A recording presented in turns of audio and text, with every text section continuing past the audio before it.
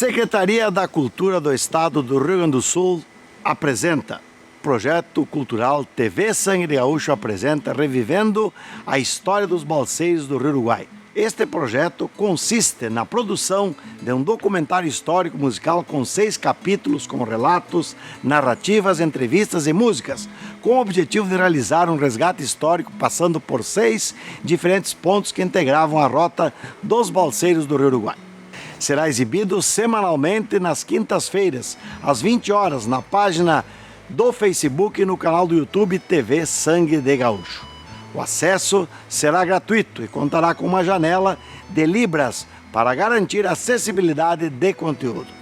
Também, como ação desse projeto, realizaremos palestras em 6 escolas municipais de Erechim e Passo Fundo, levando um pouco das histórias que registramos para alunos e professores. Esse projeto é uma realização do Instituto Cultural Sangue de Gaúcho e teve seu mérito cultural examinado e aprovado pelo Conselho Estadual de Cultura. Conta com o patrocínio das seguintes empresas: Andretta Mineração Concreto e Argamassa, de Canalicia e Transportes, JR Comércio de Cimentos, Master ATS Supermercados e Plax Metal. O financiamento é do Procultura, Secretaria da Cultura, Governo do Estado do Rio Grande do Sul. Vamos para o próximo episódio, gravado em Porto Lucena. TV Sangue de Gaúcho apresenta Revivendo a História dos Balseiros do Rio Uruguai. Neste 4º episódio, iremos falar sobre o Porto Lucena. Porto Lucena está localizado na região noroeste do estado do Rio Grande do Sul. No início do século XX, comerciantes usavam o Rio Uruguai para levarem produtos desta região até São Borja, Itaqui e Uruguaiana, levando erva mate e essências nativas.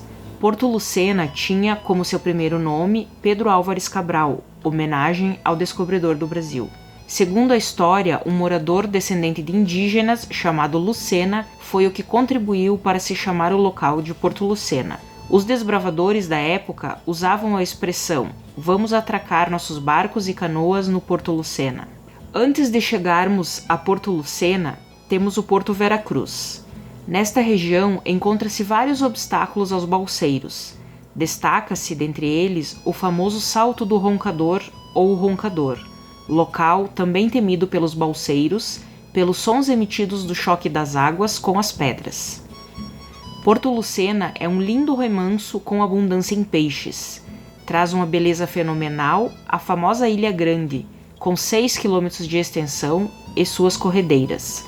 Já do lado argentino, há as ilhas Comandaí e Amandu, próximas a Porto Xavier. Por volta de 1915, cria-se a colônia de Santa Rosa com a chegada dos colonos imigrantes de descendência alemã, polonesa e italiana, que contribuíram com o seu trabalho e conhecimento. Já em 1932, Lucena torna-se o 6º distrito de Santa Rosa. A madeira, então, ganha espaço no cenário econômico. Cedro, angico, ipê, louro e pau-ferro, dando serviço aos balseiros do Rio Uruguai daquela comunidade. Os colonos, entre uma enchente e outra, cultivavam feijão, milho, linhaça e fumo. Em 1955, tornou-se município denominado Porto Lucena. Em sua história, de 1964 a 1985, tornou-se área de segurança nacional e o prefeito era nomeado pelo governo. Balseiros entrevistados em Porto Lucena relataram que vinham desta região para o Alto Uruguai com caminhões trazendo lanchas a motor que posteriormente rebocavam as balsas rio abaixo. Vamos então ao episódio de Porto Lucena.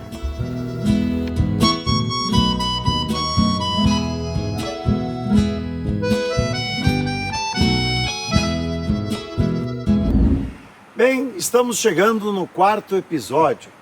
Depois de termos passado o Salto Grande, passado o Salto do Icumã, o Parque Estadual do Turvo, vamos chegando a Porto Veracruz e logo em seguida o nosso objetivo, que é Porto Lucena. Estivemos naquela região, passando também pelo Salto Roncador e pelas dificuldades que os balseiros tinham quando da condução das balsas da região do Alto Uruguai para a região missioneira ou para São Borja.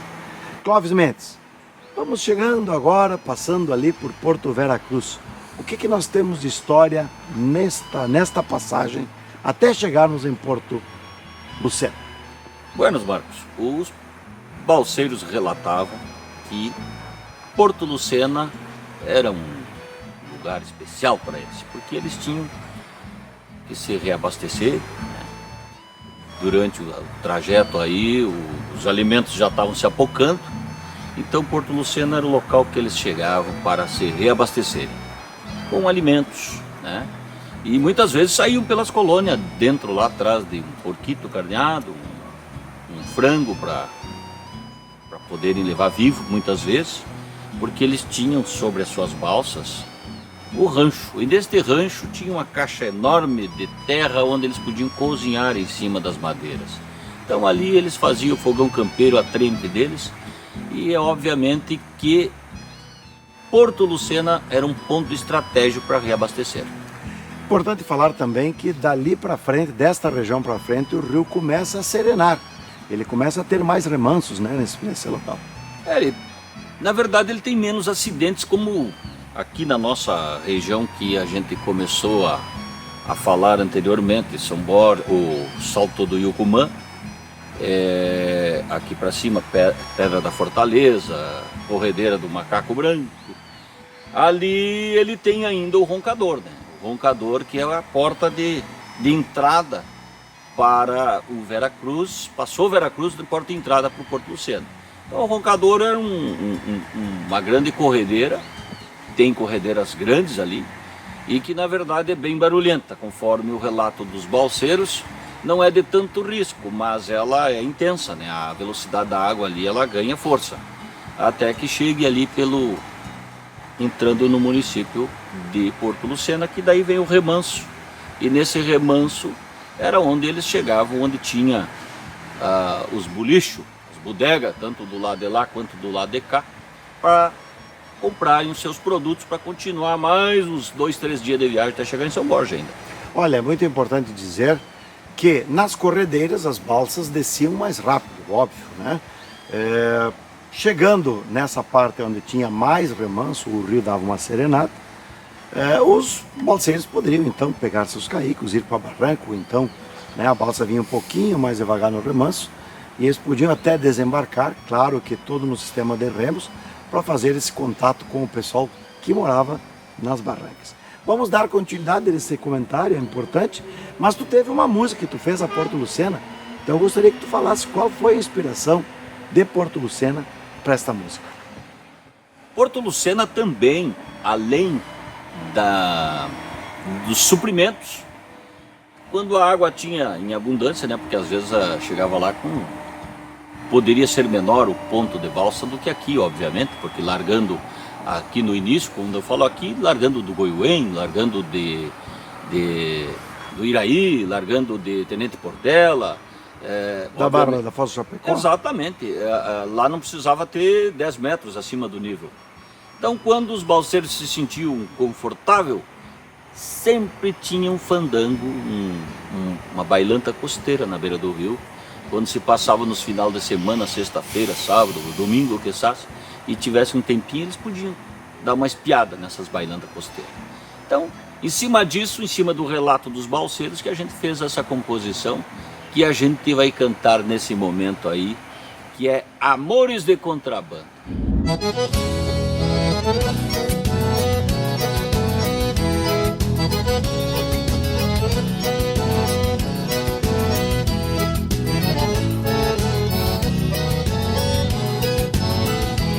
Larileirei, leirei, larilairai, lairai. Chorava uma gaita velha lá na costa do Uruguai. Tinham mulatas faceiras, indiasitas, guarani. Tinham mulatas faceiras, indiasitas, guarani. E amores de contrabando se encontravam por ali.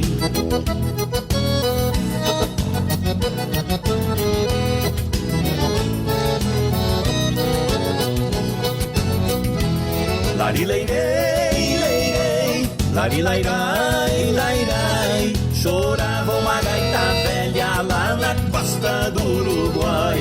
Quem cruza o Uruguai a remo na noite de lua cheia. Quem cruza o Uruguai a remo na noite de lua cheia. Nunca vai ver nada igual que uma bailanta costeira.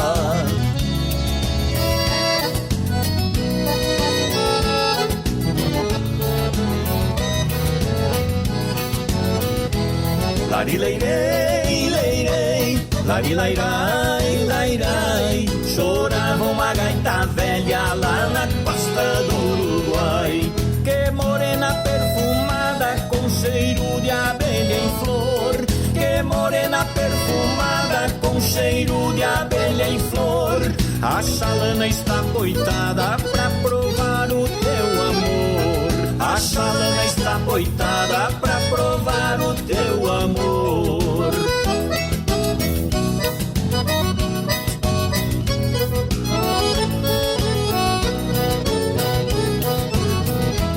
Larileirei, leirei, larilairai, lairai. Chorava uma gaita velha lá na costa do Uruguai. Chorava uma gaita velha lá na costa do Uruguai.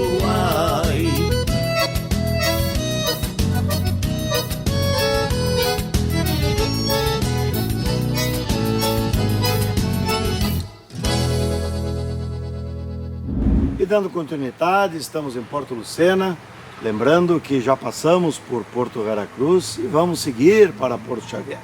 Nesta região, já entramos na região das Missões. Lembrando que o rio dali para baixo tem em torno de 100 metros em relação ao nível do mar, 115, 120 metros, mais ou menos isso, né, Clóvis Mendes? Perfeito. Exatamente, Marcos.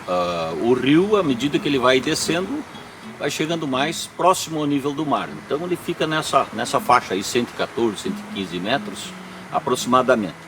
E ali, depois que nós passamos o Roncador, vem a famosa Ilha Grande, e tem outros conjuntos de ilhas que vão até o Porto Xavier. Daí, na sequência, a gente vai falar sobre estas ilhas e a importância delas junto aos obstáculos que ainda existiam ali, junto com as manobras das balsas que o prático tinha que fazer, às vezes pelo lado de lá, do lado argentino, às vezes pelo lado brasileiro, para concluírem o trajeto com segurança.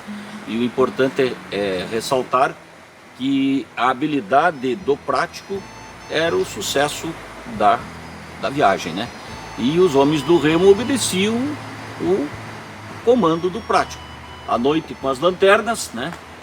Tinha o sinal lá de tantas piscadas para o lado esquerdo, você remava para o lado esquerdo, tantas piscadas para o lado direito, você puxava a frente para o lado que eles comandavam, porque lá da frente onde estava o prático, até a parte de trás da balsa, isso aí poderia dar 80, 90, 100 metros, tinha o problema com o barulho das águas que as pessoas não ouviam. Então, à noite, era a lanterna, o sinal. E os homens da frente, claro que o prático gritava, puxa para cá, puxa para lá, e os remadores obedeciam porque estava próximo. Mas tinha que ter este cuidado especial na parte da noite. Importante dizer que na Ilha Grande, nessas regiões onde tinha ilha, também se encontrava um obstáculo, até porque, dependendo do tipo da enchente, a água caía para um lado ou caía para o outro. Esse sinal das lanternas muito importante, porque não tinha realmente como ir da ponta para a traseira da balsa, da popa para a proa e vice-versa, ou então, né, esse grito também servia para dizer se ele estava mais distante da barranca ou menos distante. O eco que dava o retorno da voz no barranco também ajudava os práticos para fazer isso, né? Principalmente na noite, quando havia serração. Que a serração, ela desnorteia, ela tem pouca visibilidade, mesmo com uma lanterna boa, o prático sentia a necessidade de dar um grito para escutar se o eco vinha desta ou daquela outra barranca, que a partir daí eles tinham então o entendimento que se eles estavam muito próximos de uma margem ou da outra. Então eles tinham que se localizar com a serração pelo grito às vezes.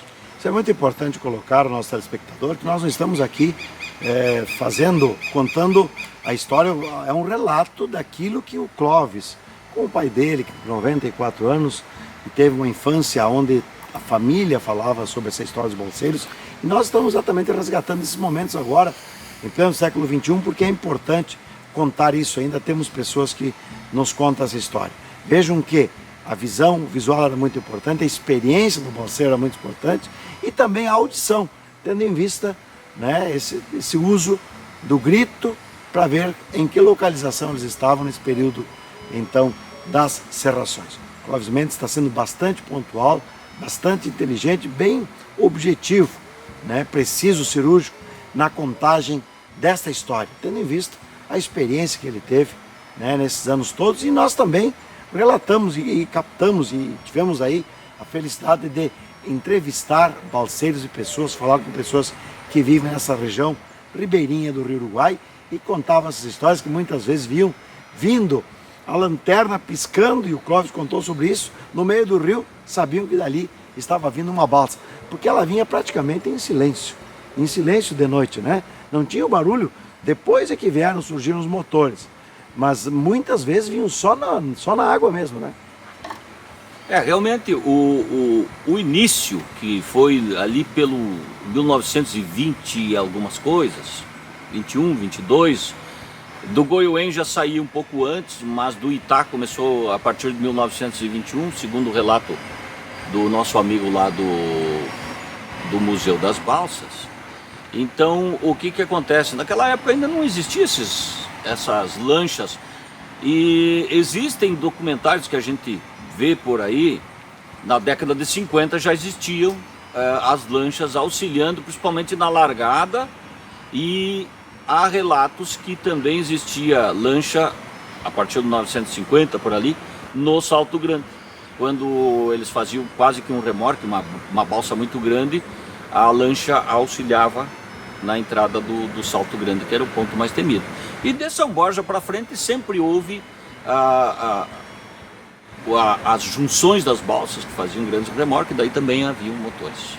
É importante dizer que nós teremos aí nesses 6 episódios, contamos a história. Temos aproximadamente alguma coisa de quilometragem, não somos tão precisos, tendo em vista de que a gente ouve os relatos, mas as balsas foram construídas em várias regiões, em vários afluentes do Rio Uruguai.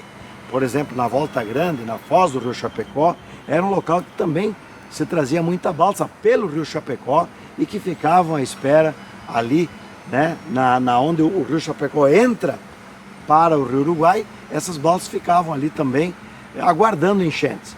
E lembrando que durante toda a nossa conversa, as entrevistas, nós iremos estar mostrando imagens em cada episódio daquele local, daquele assunto que nós estaremos abordando durante o episódio. Vamos dar sequência, teremos mais música agora com Clóvis Mendes e os balseiros. Vamos lá.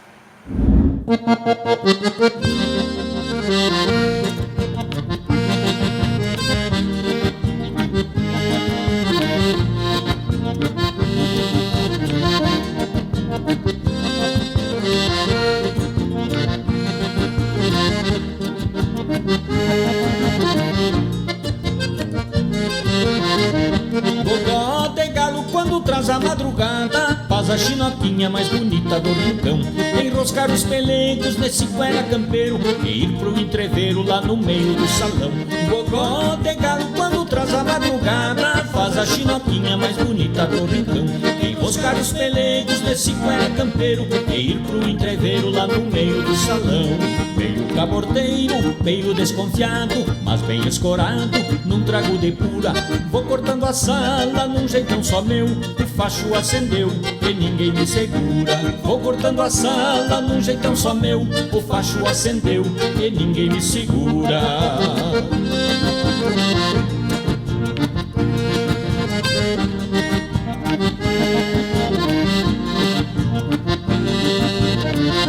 Gogó de galo quando traz a madrugada, faz a chinoquinha mais bonita do rincão. Enroscar os pelegos desse cuera campeiro e ir pro entreveiro lá no meio do salão. Gogó de galo quando traz traz a madrugada, faz a chinoquinha mais bonita do rincão. Enroscar os pelegos nesse guera campeiro e ir pro entreveiro lá no meio do salão. No farrancho bueno eu jamais me canso, na manhã do ganso a noite se entrega. E de vez em quando dou uma beiçada na boteja rolhada que dorme na macega. E de vez em quando dou uma beiçada na boteja rolhada que dorme na macega. É ali que eu guardo a purinha de alambique, parceiro. Vai chorando, caetita manhosa.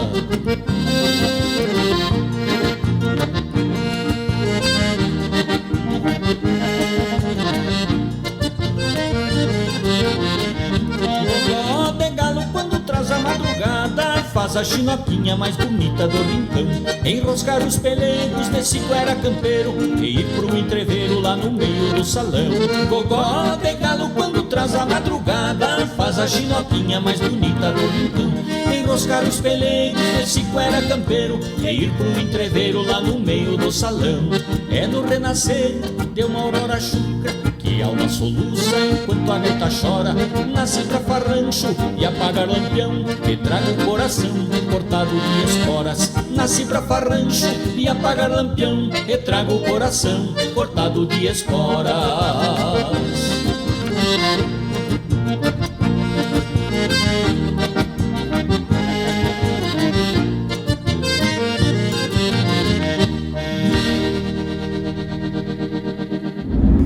E o primeiro nome de Porto Lucena foi Pedro Álvares Cabral, que foi uma homenagem ao homem que descobriu o nosso querido e grande país, continente, nosso Brasil. Pedro Álvares Cabral foi o primeiro nome, então, de Porto Lucena.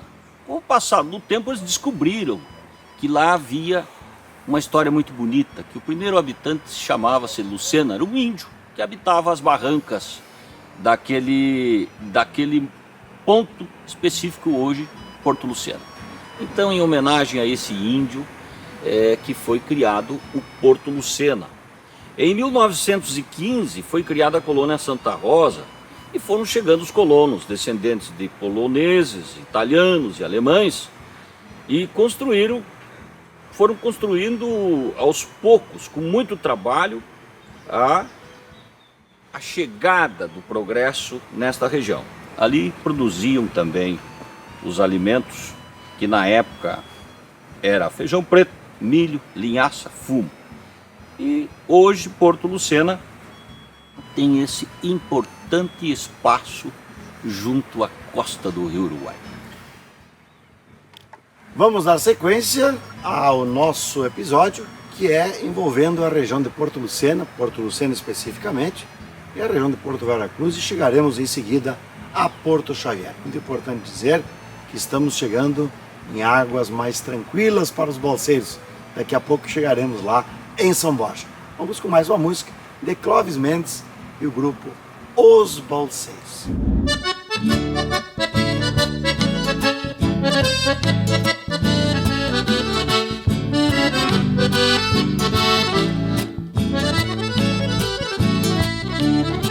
Quem é gaúcho, levante a mão pra cima.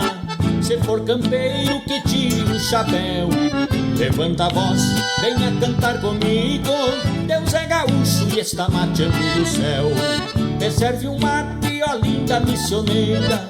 Me alcança um vinho, bela prenda serrana. Mostra o sorriso, linda flor de gaúcha. E se for de Santo Antônio, me dá um trago de cana. Aqui no sul é nosso paraíso, onde encontrei paz e felicidade. E o chimarrão que passa de mão em mão simboliza no rincão a velha hospitalidade. E o chimarrão que passa de mão em mão simboliza no rincão a velha hospitalidade.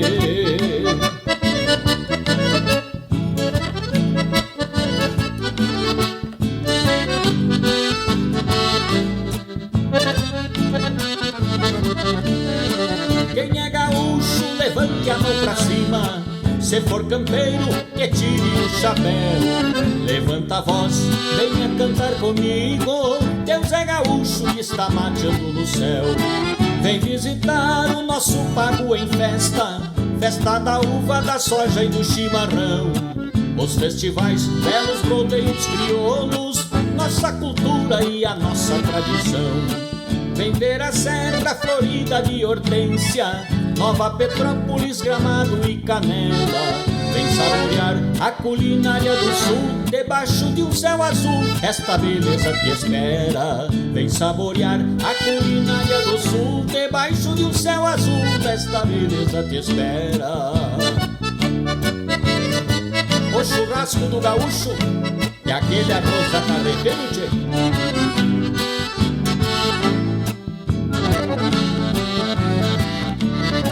Quem é gaúcho, levante a mão pra cima. Se for campeiro, que tire o chapéu. Levanta a voz, venha cantar comigo. Deus é gaúcho e está mateando no céu. Vem visitar as ruínas de São Miguel. Quanta beleza encontrará nas missões.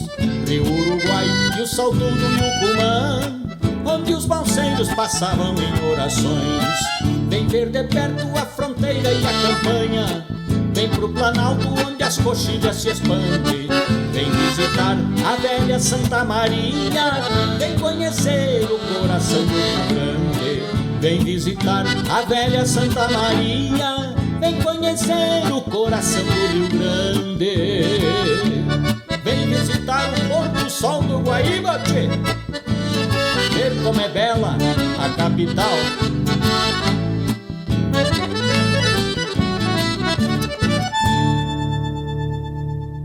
Em Porto Lucena tivemos também o seu Olavo e o seu Nenê, dois balseiros que trabalharam no período final das balsas, mas que tiveram uma importância muito grande neste nosso projeto. Eles contaram a história porque eles vieram de Porto Lucena, a região do Goiuém, trazendo na carroceria de um caminhão uma lancha, um lanchão para poder rebocar as madeiras pelo rio abaixo. Importante, né, Clóvis? Essa vinda deles, eles ficaram alguns dias aqui na região do Alto Uruguai também e contaram para nós nessa entrevista. E eu gostaria que tu comentasse sobre isso, sobre a importância dessa entrevista do seu Nenê e do seu Olavo. Nós conhecemos esses dois irmãos, né? E pessoas que nos deixaram encantados com a sua receptividade lá no Porto Lucena, que nos deram um show de hospitalidade, como se diz, um linguajar mais gaúcho, hospitalidade gaúcha, né? Os homens experientes que nos contavam com muita alegria, com muito entusiasmo sobre as façanhas das balsas e sobre a importância do município de Porto Lucena hoje, se tratando do grande fato histórico missioneiro que ocorreu lá em 1670,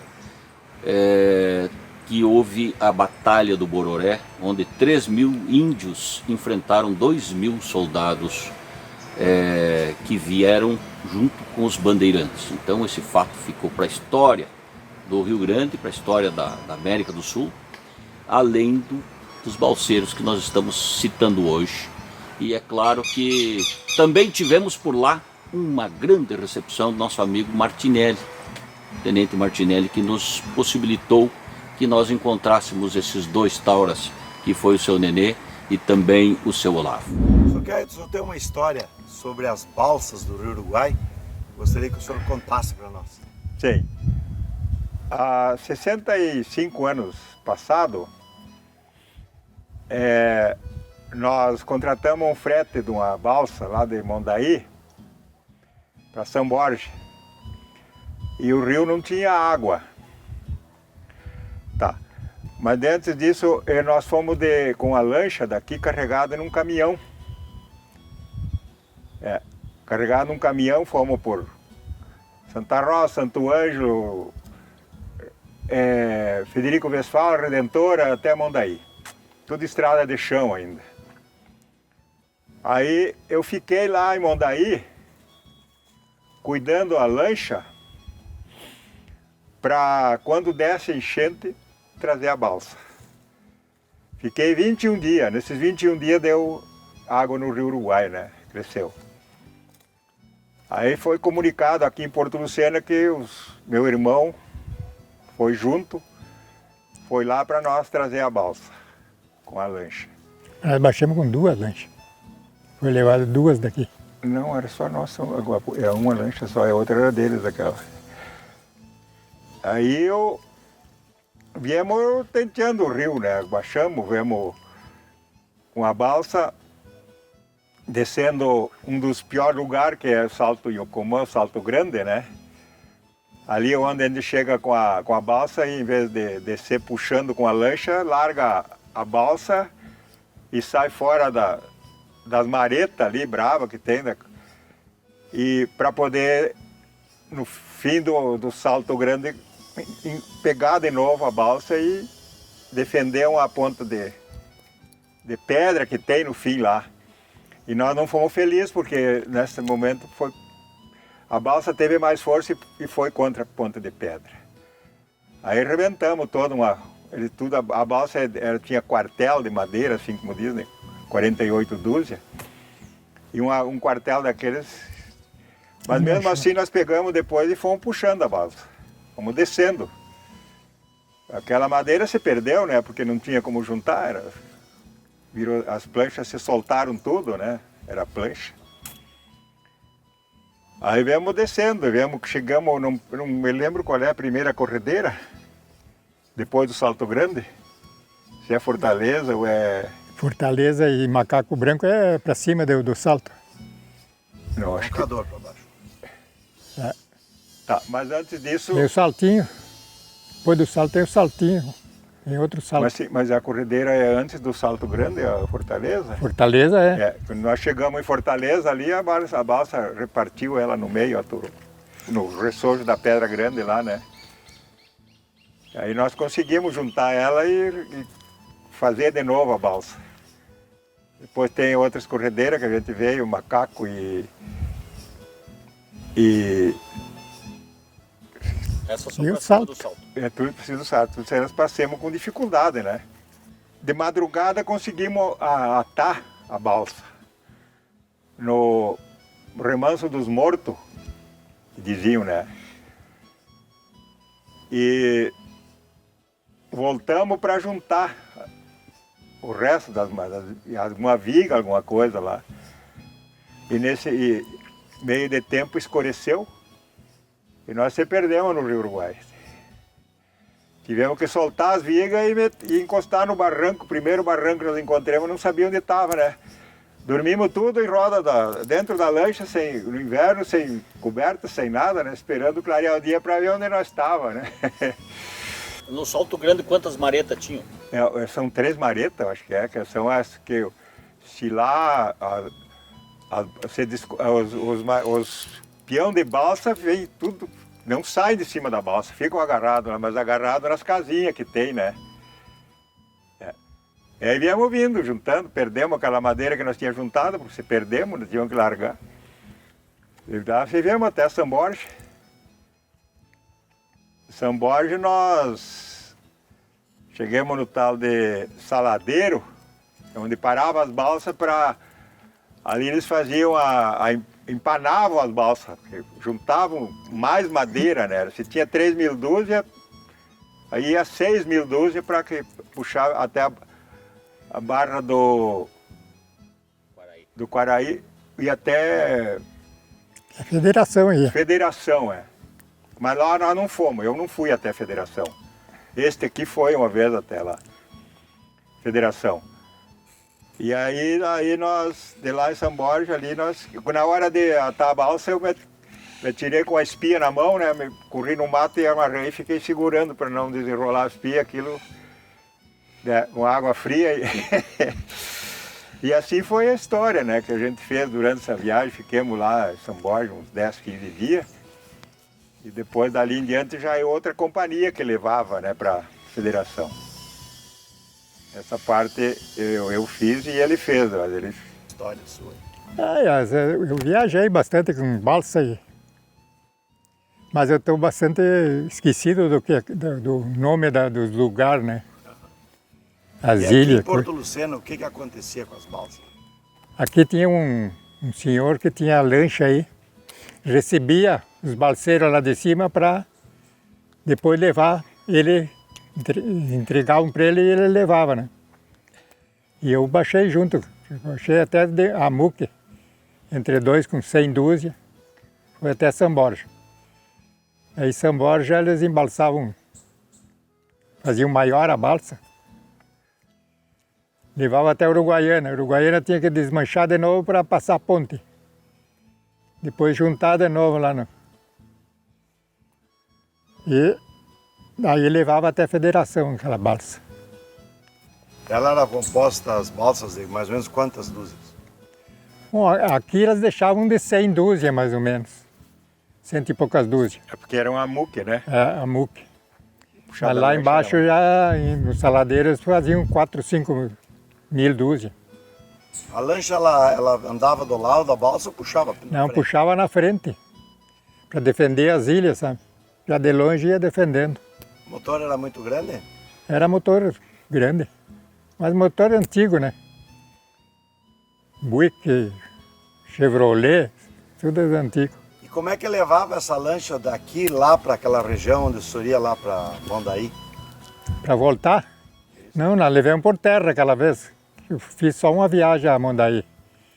Fomos por terra com meu irmão aí.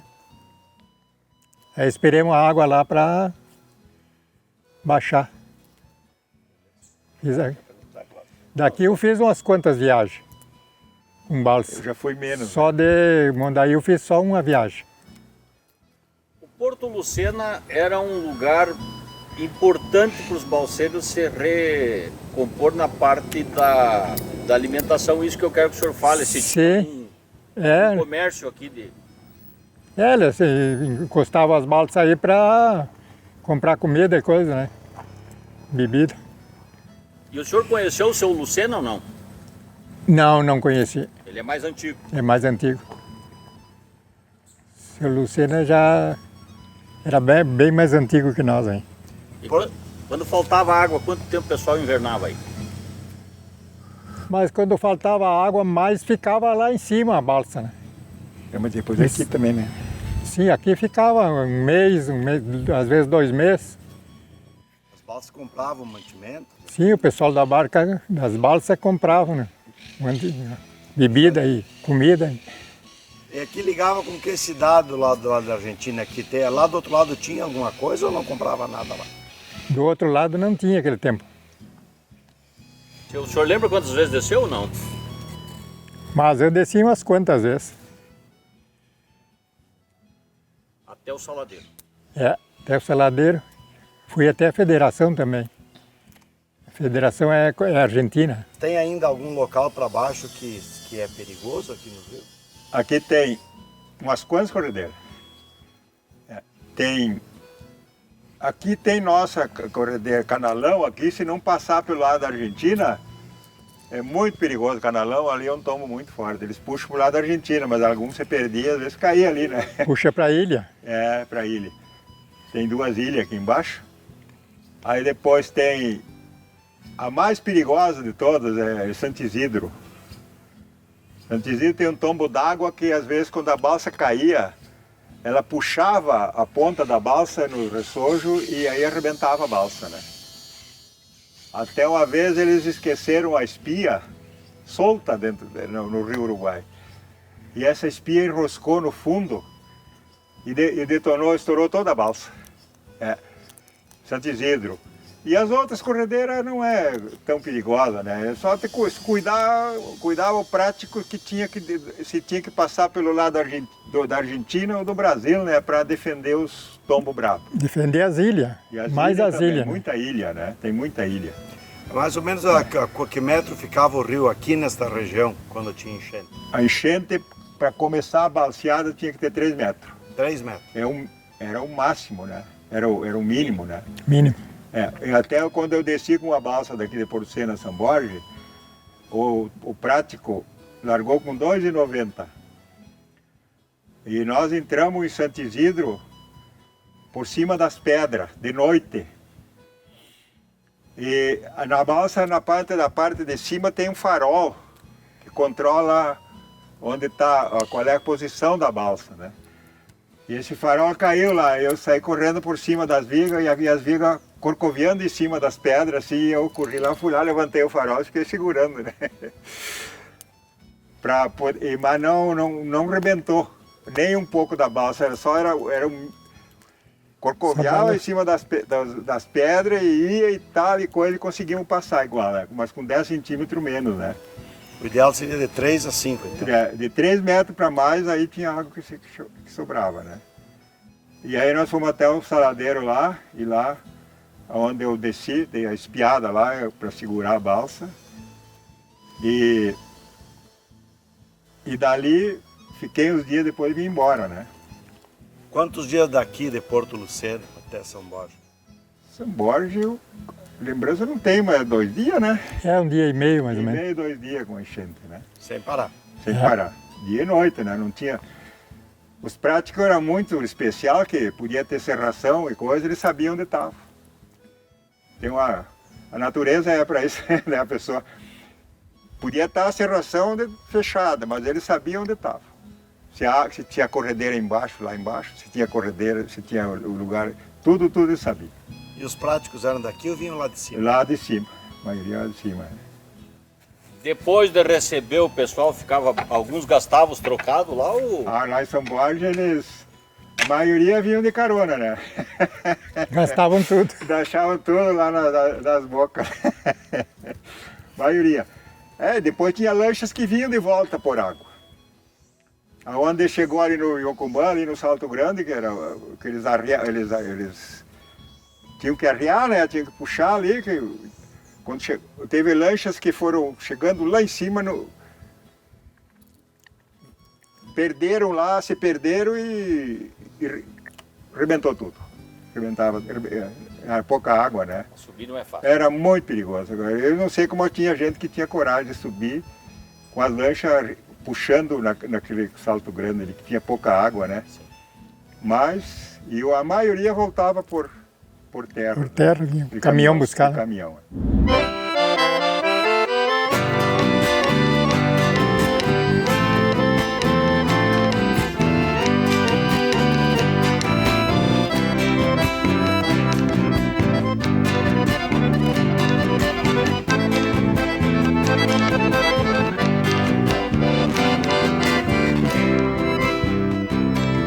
Cresci num fundo de campo, taura liberto de amadas.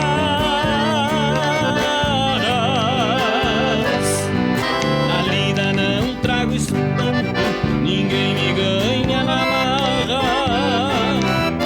Meu sinuelo é a verdade, a encarar todas as paradas, trazendo a simplicidade, sempre estampada na cara. Amigos quero, conheço a palma invernada.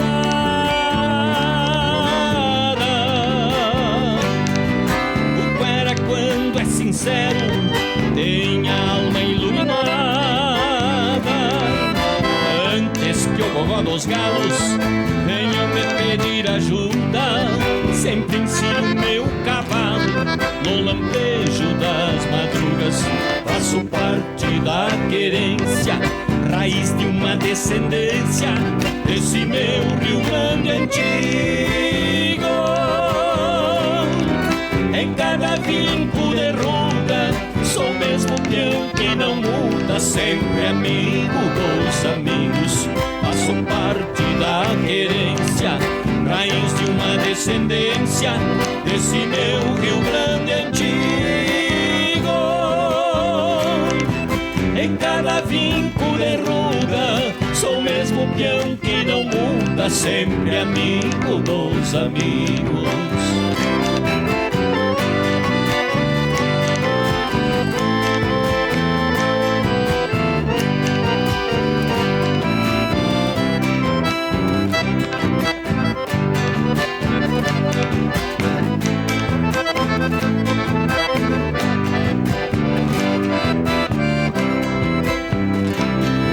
Escuto o berro do gado nas coxilhas da existência, onde o destino irmanado é uma doutrina, uma essência. Quem viver neste rincão outrora, pois só conhece a razão, não precisa usar esporas. Amigos quero, conheço a palma invernada. O cuera quando é sincero, traz a vida iluminada. Antes que o gogó dos galos venha me pedir ajuda, sempre ensino meu cavalo nos lampejos das madrugas. Faço parte da querência, raiz de uma descendência desse meu Rio Grande antigo. Em cada vinco de ruga, sou mesmo peão que não muda, sempre amigo dos amigos. Faço parte da querência, raiz de uma descendência desse meu Rio Grande antigo. Em cada vinco de ruga, sou mesmo peão que não muda, sempre amigo dos amigos. Em cada vinco de ruga, sou mesmo peão que não muda, sempre amigo dos amigos.